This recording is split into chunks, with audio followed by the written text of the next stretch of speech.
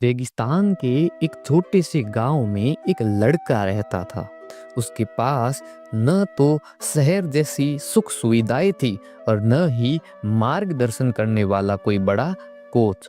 उसके पास था तो बस एक पुराना रेडियो और दादाजी की दी हुई एक पुरानी कलम।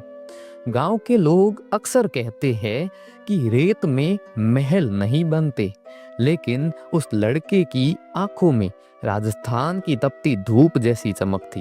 वह अक्सर रातों को तारे देखते हुए सोचता था कि क्या इन चमकते सितारों और मुझ जैसे धूल में लिपटे लड़के के बीच कोई संबंध है।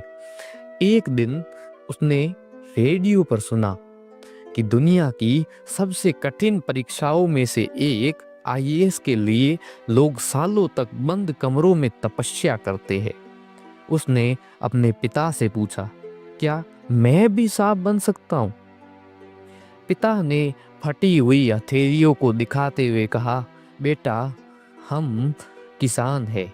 दूसरों का मार्ग प्रशस्त करना हमारा धर्म है, लेकिन अगर तू खुद का मार्ग बना ले तो तू आईएएस कहलाएगा।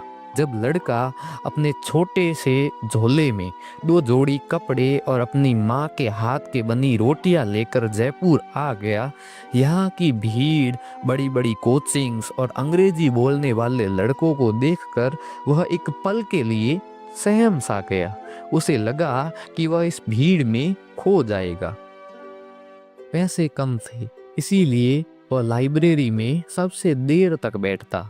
जब दूसरे छात्र महंगे होटलों में खाना खाते, वह एक कोने में बैठकर अपनी सूखी रोटी पानी के साथ खाता। एक रात भूख और थकान से टूटकर वह रोने लगा। उसे लगा कि वह हार गया है। तभी उसे अपने दादाजी की बात याद आई, अग्नि को जितना दबाओगे वह उतनी ही ऊपर उठेगी। उसने अपनी कलम उठाई और डायरी के पहले पन्ने पर लिखा, आज मेरे पास संसाधन नहीं है, लेकिन मेरे पास वो संकल्प है जिसे कोई खरीद नहीं सकता।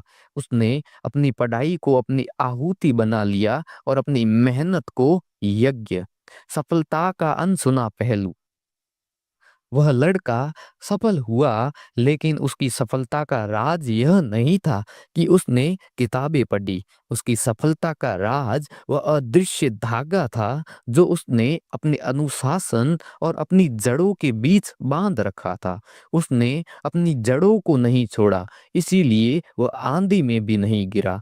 आज वह जब लाल बत्ती की गाड़ी में अपने गांव पहुंचा, तो उसने सबसे पहले उसी रेत को छुआ जिसने उसे चलना सिखाया था। उसने साबित कर दिया कि किस्मत हाथ की लकीरों में नहीं, माथे के पसीने में होती है। दोस्तों, इस बेहतरीन कहानी का जो संदेश है, जो मोरल है, वो ये है कि दुनिया आपको आपकी परिस्थिति से पहचानती है, लेकिन आप दुनिया को अपनी काबिलियत से अपनी पहचान बता सकते हैं। संसाधन सीमित हो सकते हैं, लेकिन संकल्प असीमित होना चाहिए। बस यही बेहतरीन उदाहरण जो है वो राजस्थान की वीर धरा को सुशोभित करते हैं। कुछ ऐसी ही बेहतरीन और बेझिझक जो टैलेंट है, जो समझदार लोग हैं, जो प्रतिभागी है, उनको आगे बढ़ाने के लिए, उनके साथ खड़े रहने के लिए कृपया इस वीडियो को लाइक और उस हर व्यक्ति तक जरूर पहुंचाए जो इस सपने के अंदर है कि किसी दिन वो भी कुछ ना कुछ करके दिखाएगा। वीडियो पसंद आया हो तो इसे लाइक और सब्सक्राइब